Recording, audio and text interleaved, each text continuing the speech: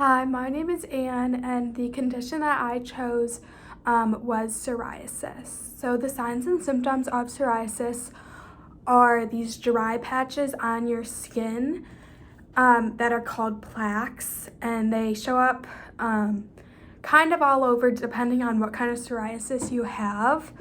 They kind of look like scales, and they can appear on all different types of skin tones. So if you have a darker complexion, they will show up like more of like a dark brown purple, and then if you have a lighter complexion, they'll be red and kind of look like scales on all skin tones.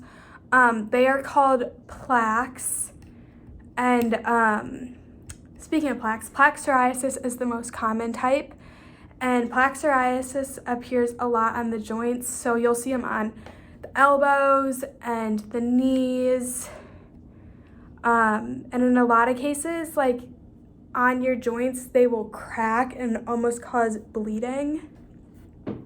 So I feel like that's kind of what you hear a lot, especially on TV. Like those commercials will come up and it'll be like, oh, plaque psoriasis. So I think that's like the first thing that pops into someone's head when they think of psoriasis, but there actually is a lot of different types of psoriasis. Another common one is scalp psoriasis, and that appears obviously on your scalp, and it can be really itchy, and especially if you're a woman and you have longer hair, or a man. Often like there'll be lots of flakes in your hair, and some people it doesn't bother them at all, but a lot of times if you do have longer hair, it can get really itchy. In a severe case of scalp psoriasis, that can actually cause like thinning or balding of hair, but it is not temporary. It is temporary. It is not permanent. So the hair will grow back. Another type of psoriasis is nail psoriasis, and this is when your nails grow abnormally. Usually you have a different kind of psoriasis, so 50% of people with like psoriasis, say like plaque psoriasis, 50% of those people will also get nail psoriasis. And that is when your nails grow abnormally and they kind of crumble a little bit, or even your nail will just like come off. And this is like obviously really painful, because if you didn't have a nail, then your skin would be really bare there. And then another type of psoriasis is inverse psoriasis, and that is where your skin folds. So it's caused by friction, or in the warmer months it gets even worse, and that's like under your armpits, in your genitals, under your breasts, and it's just caused by heat and friction, and that is obviously really uncomfortable too. The causes for psoriasis, there's no actual cause. There are a lot of triggers that can trigger it, but in general, there's not one thing that causes psoriasis.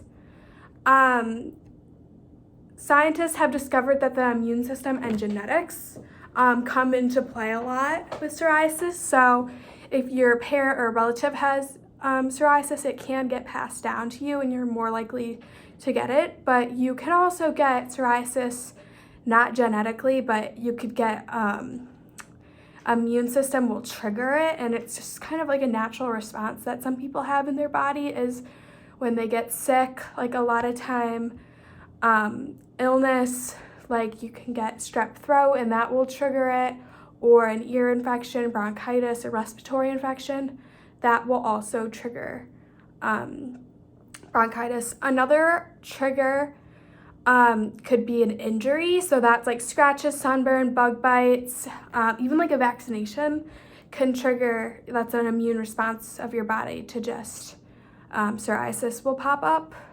Stress is another one. A lot of people get super stressed and psoriasis will come up, but then the psoriasis causes more stress, so it kind of goes in a circle. You know, you get stressed, you get psoriasis, you're stressed about your psoriasis, and it will keep popping up. So that is really hard. So relaxation in those people are super important.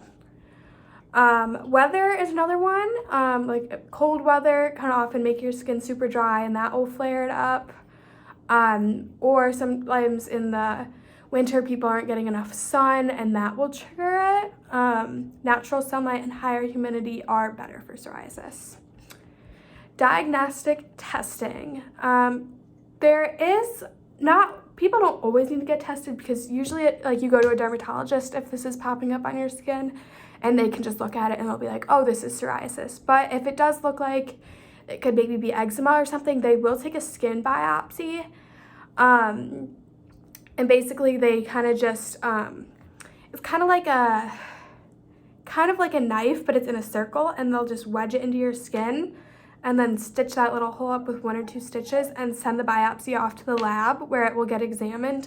And within a week, they will look at it and they can tell if it is psoriasis, and it will come back positive, and then you will know that you have psoriasis. There are a ton of treatments for psoriasis. Topical therapy, which is like a cream, light therapy, which could be natural light or artificial light, and oral or injected medications can also be used for treatment. Some topicals that you might have heard of are corticosteroids, retinols, salicylic acid. There's a bunch of different creams that you can put on, and they have proven to be effective.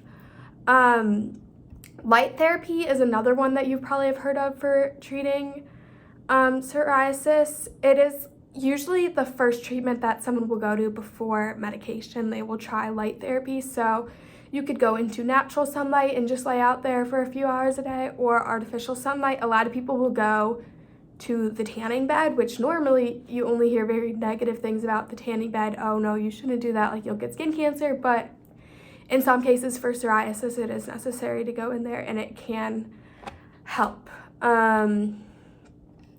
Lastly, you could take a oral medication or an injection.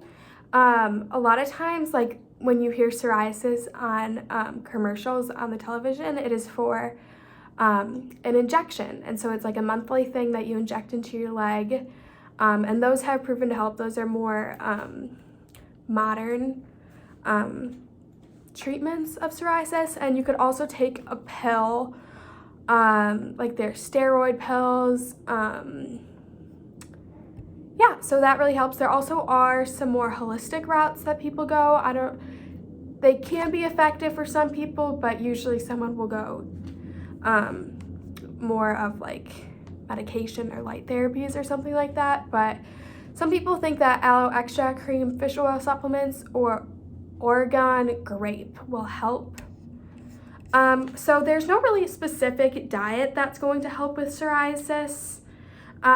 With anything like eating whole foods and a lot of leafy green vegetables can help reduce inflammation. So that is one thing that you can try, but is not going to make your psoriasis go away.